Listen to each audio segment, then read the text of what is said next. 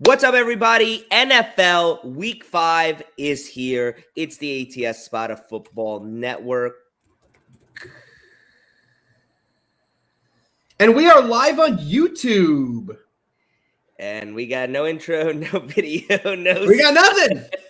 We are live and here. What is up, everybody? We go with the flow. Happy Wednesday, guys. Everybody, it's Wednesday, October 5th. NFL Week 5 starts tomorrow. We got a good slate, 4 weeks down. We got one undefeated team left. I don't want to talk about them. And let's get into it. A lot of interesting matchups last week. A lot of good, close games. A lot of games that ended in comeback fashion. We'll see what this week brings. But I think the first game we're going to head into is our Thursday Night Football game, right? Yes, sir. All right, guys. So Thursday Night Football, we got the Colts, we got the Broncos, and we got breaking news as of about an hour ago. No Jonathan Taylor for the Colts. So this is huge news, guys. I mean, they run their offense through him. This is a team that's already, to be honest with you, not impressing me. It's a 3.5 line for the Broncos, who are the home team here, who are also not impressing me. Alpha, your time to shine, baby. What do you got? First of all, is my mic okay? Yes. You know how we sometimes have that issue with me, so I apologize about that. Let's dive into the first game of the slate, the Thursday Night Colts-Broncos game, and what do you guys think I'm taking? I've had a lot of these types of plays I'm playing in primetime games, and to me, this is another great example of another one here. Hefe, what do you think I'm taking here? If you had a guess. You're taking the 9-4 primetime under trend, baby. Yes, sir. We are right in the under trend. It's been hitting for us a lot. We're going to keep it rolling here. Under 42.5 at -105. We know what's going on with both of these offenses. They don't really have it. There's nothing going on with both these offenses. I don't trust Matt Ryan to be able to sling the ball all over the field without Jonathan Taylor, and I definitely don't trust Russell Wilson right now. He's not shown us any reason to trust him. So I anticipate a heavily run game even without JT, and give me the under. BBB, what do you like in this matchup? I like the under as well. I think that it's a great play. Colts unders are 4-0. Denver's unders are 3-1, and they date to 12-5 since last year on the Thursday Night Football unders. I think it's a good spot, but I also will be rocking with the Denver Broncos. -3, -115 on DraftKings right now. I think that is a great line. I think it's a great bounce back spot. We're buying low. We saw them, that offense started to get going last week, so I think they're going to continue to get going. And this Colts team without Jonathan Taylor, better get on this line quick because they're going to struggle. We saw the only game where they tried to go pass heavy was against the Jaguars. Matt Ryan had 3 picks, and they got blown out 24-0. So I think we see the Denver defense continue to dominate and the offense get going. I'm rocking with Broncos in the under.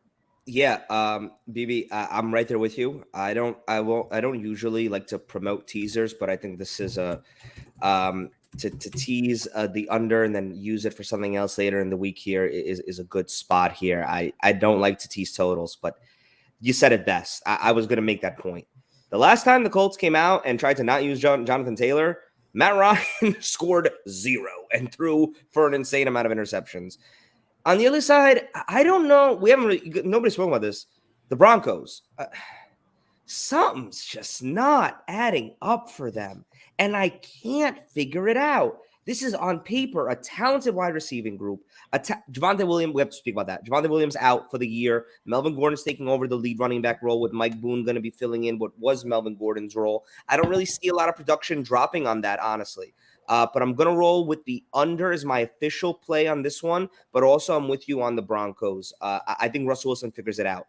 Stop letting Nathaniel Hackett make calls. Call them yourself. Seriously, Russell Wilson. Also, stop putting the Broncos on primetime. I say it every week. I'm so sick of watching the freaking Broncos on national TV every week. I'm so over it. You guys know, real quick before we move on, Geno Smith and Russell Wilson have pretty much identical numbers through 4 weeks. Identical numbers. I think the Broncos I think they'll pick it up. I think they pick it up getting going soon. I'm more shocked about their defense, BB.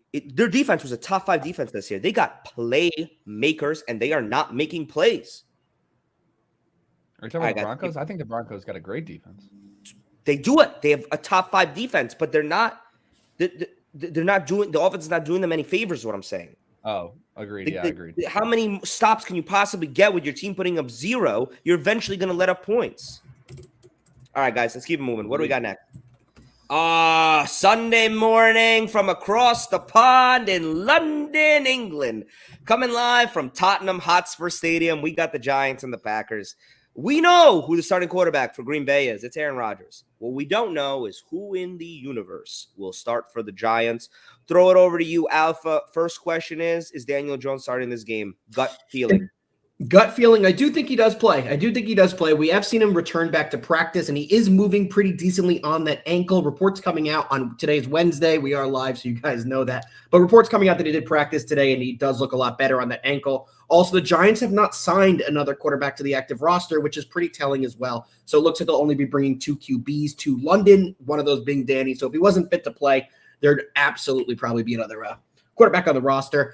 This is a big line, guys, and I do think the Giants compete in this game because of the way they run the ball. Saquon Barkley has been the best running back in football statistically this year, and I think he's going to continue to pound the rock all game long, and the Packers struggle to defend the run. Does that mean I think the Giants are going to win this game? I do not, but I think they're going to compete a lot more than people think, and the line is all the way up to 8.5. I'm buying it up to 9, taking the Giants at +9, -120. I don't think they win the game, but I think they keep it close, and it is a competitive game, and they cover, and the game stays within a touchdown final. BBB, what do you think about the London game? I think this is a tough spot for the Giants. Daniel Jones has been one of the biggest factors for the Giants and his mobility. And I think with that being limited, it's going to be tough for them to offensively move as much as they have been this year. So I'm going to be rocking. It's not my favorite play this week or anything, but if I had to pick a play here, I'm rocking with Green Bay on this one. They just survived a scare against the Patriots. I think they come out a little more focused this week. It's just unfortunate the way this is working out for the Giants with this matchup. You know, if they would have blown out the Patriots, this could have been like a buy low spot here, but I think they come out a little more focused this one.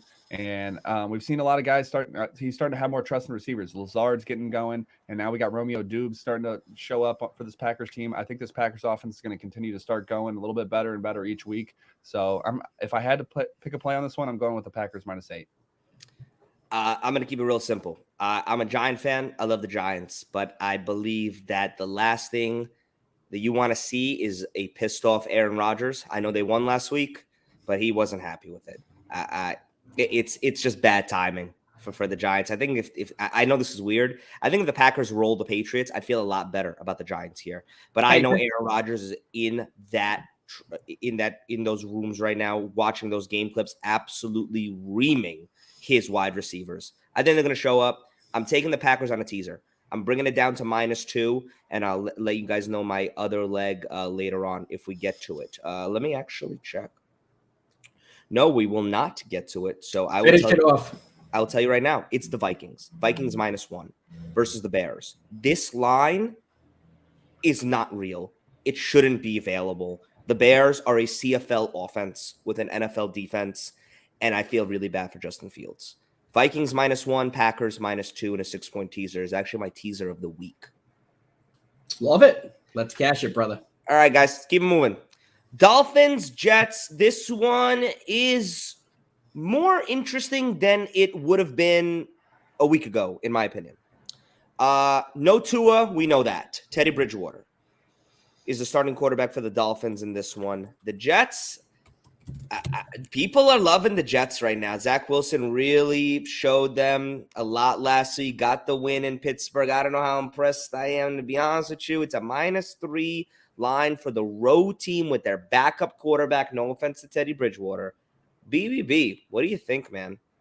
Honestly, this is probably one of my favorite spots this week, and it's going to be looked at as like a square play, but I don't think we really should have moved the line as much as we did for the Jets to come back against a rookie QB.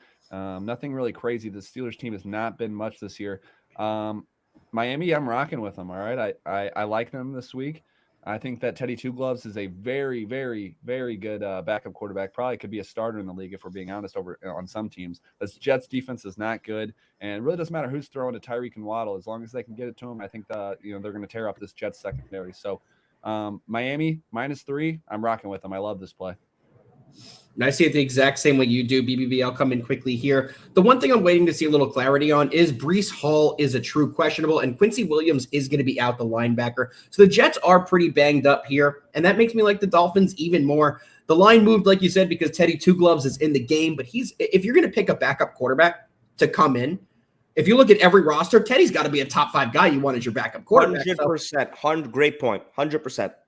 Yep, I agree. And I think that he gets it done here. He's been a good quarterback for a long time, and the Dolphins get it done. Fins -3. Hefe, what you think? Not even wasting any time. Fins -3. I think this line moved way too much for what we saw was bad mistakes by Kenny Pickett, not great play by the Jets defense. Zach Wilson was put in a position to win. And also, I want to take back what I just said. One of those picks was in no way Kenny Pickett's fault. Chase Claypool, you're 7 inches taller than the DB.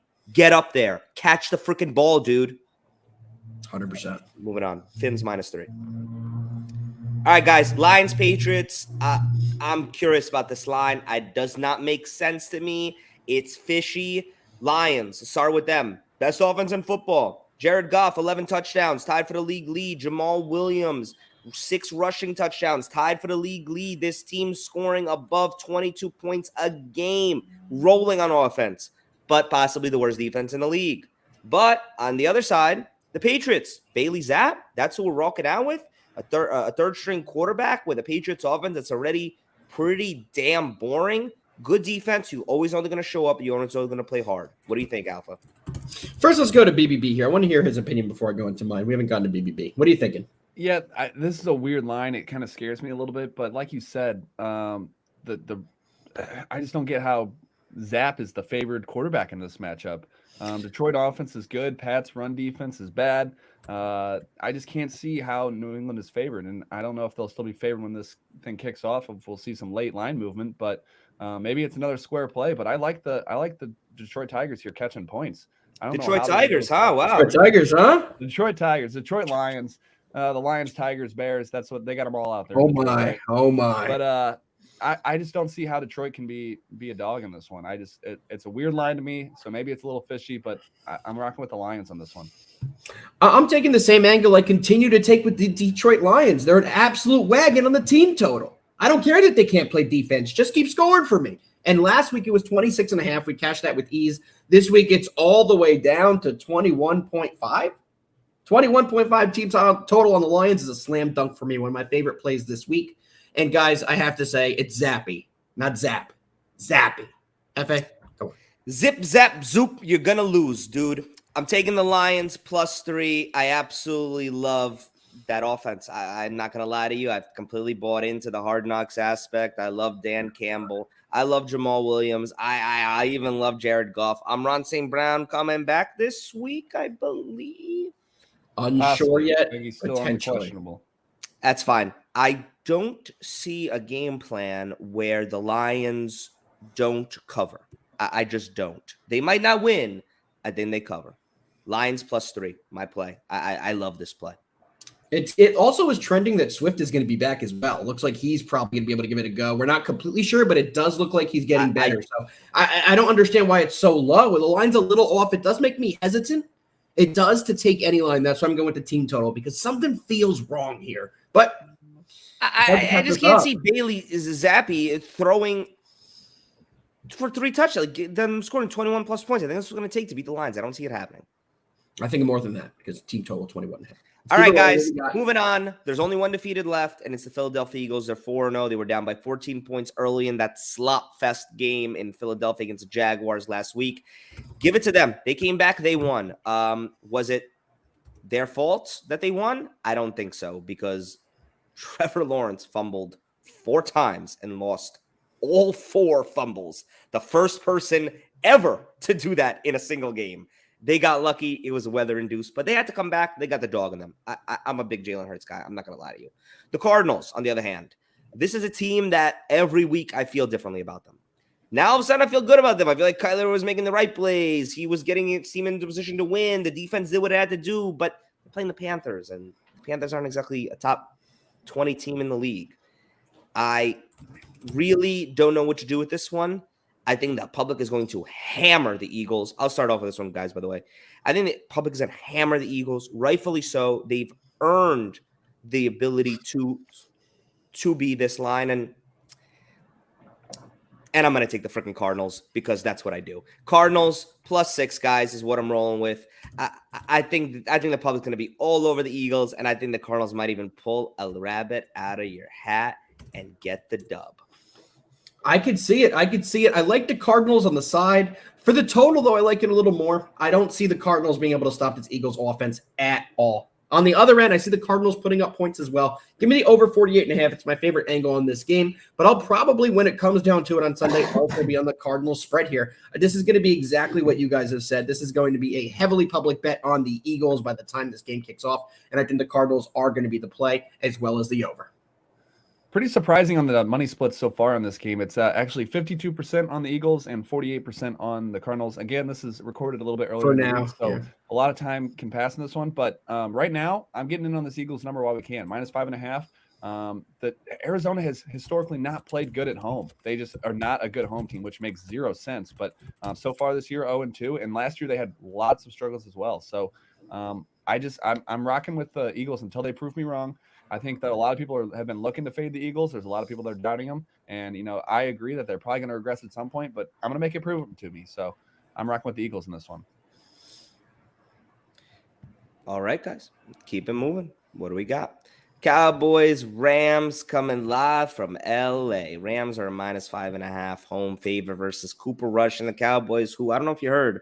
Cooper Rush, 4-0 against the spread when the starting quarterback. And I don't know. I just, the magic has to end, in my opinion, soon. But I also want to respect the Cowboys as a defense. They're good. And it's just not Micah Parsons. They're a good, solid defense. Yes, they are. I don't know why they got rid of Amari Cooper. I don't know why they devalued their wide receiving group, because I think that if they add one more wide receiver, solid wide receiver, this team would be really scary. What do you think, Alpha? What do you think in this game?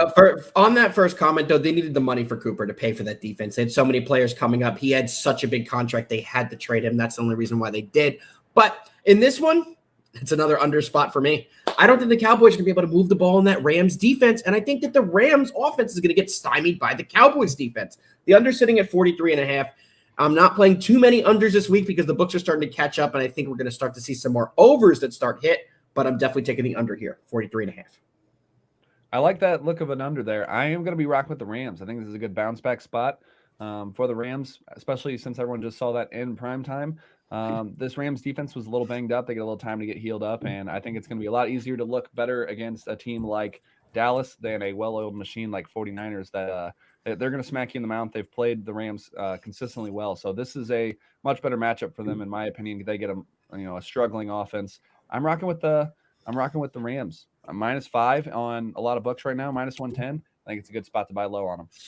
I got some Rams news just coming in. Bobby Wagner getting sued by the fan that ran on the field that he decked in the middle of the game.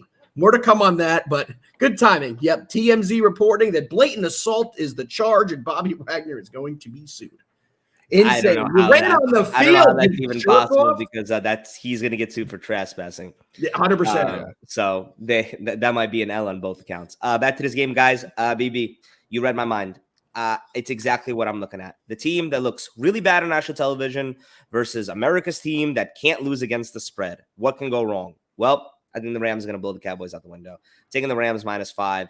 One thing I saw that I did not love in the Rams game plan on Monday night versus the Niners was, Stafford was telegraphing passes to Cooper Kupp. You just knew the ball was going to Cooper Kupp every single time. You got to get Allen Robinson involved. He's a wide receiver one, for God's sakes. Get him involved in the game plan. Use your running backs a little more. What a bland freaking way to run an offense, Sean McVay. Figure it out. Now you're going to have Diggs on Kupp. It's going to be one-on-one all day. You know how that's going to go. He's going to get burned. 100% he's going to get burned. And I think once that happens, they'll have to double up. That'll free up space for Allen Robinson, Tyler Higbee, maybe even some outs for Cam Akers. Taking the Rams -5. Yeah, he bites on that double pump every time. Who's going to run him? You know Diggs will have some good swats, but at the end of the day, there's going to be that go route where it's 20 yards of separation. He's going to break one. He's definitely going to break one. 100%. We got 2 games left for you guys. We're jumping into the Bengals versus the Ravens. Sunday night football. Sunday night football. Hefe, you haven't introed us yet. What do you like on this one? Bengals Ravens, man. Look, I am not worried about this Ravens offense at all. But I am really worried about this Ravens defense. Up 20-3 at halftime against the Bills. Cannot hold Josh Allen to anything. Guy comes back, storms back, 2020. You can't do anything on offense. You're struggling. You lose the game. This is the story of the year for the Ravens right now. You guys saw the stat? The Ravens have trailed for a matter of 14 seconds in game time this year, but are yet 2-2. That's insane to me. I'm on the Bengals. I think this is a good spot for the Bengals +3. I liked what I saw against the Dolphins in terms of a different offensive scheme for Joe Burrow and getting it to his wide receivers faster and not relying on that offensive line to protect them for longer. These wide receivers are talented. Let them get the yards at the catch that they can. Bengals +3. Mine's similar to your opinion on it, but I'm going back to the well with my totals here, man. What do you think I'm taking in this spot, under or over? I would think you're going to take the under. I'm taking the over. I said it last week with the Ravens yet again. I think they have the worst secondary in football. I really do. They played a decent game, but they what happened, by the way? What happened? They lost all their top players on the corners. Their secondary is atrocious. So it's bad. A different unit, and they're not getting pressure on the quarterbacks. We're standing there all day and able to pick them apart. Every game we see the Ravens up by a bazillion in the second half. That lead shrinks until they lose it. So I anticipate it could be a low-scoring game in the first half. You might even need to take the Bengals in the first half here because you don't know what happens, or in the second half here, you don't know what happens with the Ravens there. But I love the over, 48.5. Neither of these defenses impress me, and I think we're going to see a lot of aerial attack. Let's get it. BB, what you got? I'm rocking with the Ravens, guys. I'm fading you guys on this one. You read off the stat. They've trailed for 14 seconds this entire season. The two teams that they lost to are two of the most explosive, comeback-oriented teams in the Dolphins. And, yeah, I see the faces. But Dolphins and Bills, those are the two teams where I'm saying it's okay that you blew that lead. I mean, and no exception is it okay to blow those leads. But if there's two teams you're going to do it to, it's those two teams. I'm not too worried. Bengals, they're everyone thinks they're back now after that Thursday Night Football. We were all nobody on them, thinks they're but back. at Nobody the same thinks time, that. Nobody thinks they're back. I just don't think they're. Well, you guys think it. You're right. I never said they're back. I'm on the over. I said they came out with a different back. scheme. I'm on the over. But anyways, Ravens -3. I think they can handle that number at home, prime time. I'm rocking with the Ravens here. And Lamar, we Cluck bet. Hefe, BBB, Cluck bet. Back. First ever TikTok Cluck bet. It's on, baby. It's on. Let's do it. Listen, I got to respect. I think Lamar Jackson is playing amazing. I just think his defense is bad. Exactly. And the Bengals have the one thing that you don't want with bad corners: exceptional wide receivers. Also, before we move on, do you guys remember when we were debating who's the better defensive cornerback, Jalen Ramsey or Marcus Peters, when they were both on the Rams and which one they should pay? They chose the right one. They chose the right one. All right, guys. Monday Night Football, the last game of Week 5. Raiders going to Kansas City to face the Chiefs. Last time we saw the Raiders, they finally got a dub. Last team to get one, but they got it. And it was Josh Jacobs who ran it all over the damn field. He had an absolutely great game. 2 touchdowns, I believe, his best game as an NFL player, in my opinion. And on the other side, Kansas City went into Tampa and was a storm. Sorry, I had to say it. Was an absolute storm to deal with. It was bad. They did not give Tom and Tampa any favors. This team scored on pretty much every single possession. I think they might have scored on every single possession besides 1 or 2. You couldn't stop it. But yet I have this weird feeling because when these two teams play, weird things happen, man. I don't know what it is. What do you think, Alpha? What do you got? I am going to shock you here. Shock you. It's an absolute underplay. It's an absolute under 51.5. The total set way too high. And whenever these guys do meet, it's a divisional game. It's going to be played tighter than people think. And the Chiefs offense is not going to be able to do what they did last week. So I anticipate this one going under 51.5. I think it'll be very close to that total, but I think the total is pretty spot on. I think we're going to see in between 46, 48 in that range. And there's enough leeway there that I like the under 51.5. BBB, what do you got? I'm with you with a lean on the under there. This is a tough one. My mind definitely could change by the time this gets closer to the game. This is all the way till Monday. A lot of things could change. But right now, I'm kind of leaning with the Raiders and the points here, just because this is a divisional matchup, and we just all saw that Chiefs offense on prime time, unstoppable. There's nobody beating this team now, right? That's the public perception. And then the Raiders get their first win last week. Raiders are flying high now. That getting that first win under your belt is big. You got the confidence back a little bit. Like, all right, we can do this. And it's kind of win now mode for the Raiders. They can't really afford after that slow start to be dropping any games. So I expect them to come out with a lot of fight. And we've seen them on primetime games before where they come to Kansas City, and a lot of times they win these outright as more than a touchdown dog. So as of right now, I'm leaning with the Raiders and the points. It's not an official play, though, from BBB. Let's make that clear. He says he's still waiting. It's Wednesday. Y'all know that. So make sure you check out his page. Hold on, Hefe. Let me do something here for a little closeout, huh? I didn't say my play, though, but thank you. I know we're putting the music on. Oh, okay, fine. Go ahead. Say your play. I'm right there with you, BB. Raiders +7. I think the Chiefs win this game by 2, 3, 4 points max. I think it's one of those situations where this is the Raiders scoring a touchdown to take the lead with like 2.5, 3 minutes left in the fourth, but leaving too much time for Pat. He goes, gets in field goal range. They win and the Chiefs win the game. But I'm confident, and I like the points with the Raiders. Like I started this off, and like you just ended it, BB. It's something about when these two teams play. It's always a dogfight. It's a nasty game that is always close, with lead changes and just crazy stuff happening. So it's gonna be good TV though. Should be a good primetime game. Yes, and for once, we're gonna get a good primetime game in it. For once, it is not the Broncos. I didn't hate Niners Rams. I thought that was a good game. I thought that was a good game too. Best prime. Can I tell you the best prime time? The best national television game last week was the London game. 100%. The game was. I couldn't stop watching that game. I know you were coming to my house. I had to wait for you to miss half the 1 o'clocks to drive after that. Incredible! This guy was about to hit 2 back to back. Double Stoiga. The old double. I'll tell you one thing. If that was Graham Gano, that was money. He hits them from 70 consistently. All right, I'll hit the end button. Thanks for tuning in, everybody. NFL Week 5. Let's cash.